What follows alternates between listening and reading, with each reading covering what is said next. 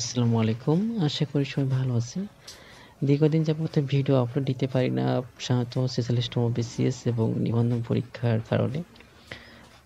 তবে ৪৬তম BCS এর পরে ইনশাআল্লাহ আমি নিয়মিত ভিডিও আপলোড দেওয়ার চেষ্টা করব এবং আপনাদের ৪৬তম BCS সাবজেক্ট রিলেটেড বিভিন্ন ক্লাসও নেওয়ার চেষ্টা করব ইনশাআল্লাহ।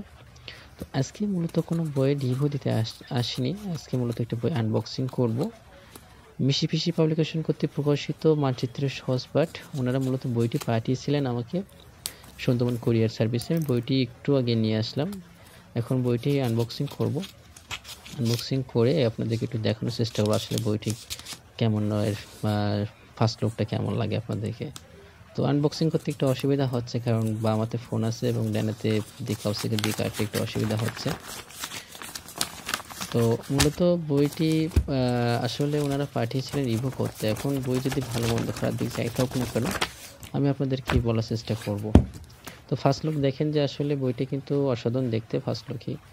তো বইটি হাতে পাওয়ার পর আপনারা অবশ্যই পিছনে এবং সামনে একটা ভাঁজ দিয়ে রাখবেন, কারণ এই ভাঁজটা দিলে বইটি বহুদিন ধরে টিকে থাকে।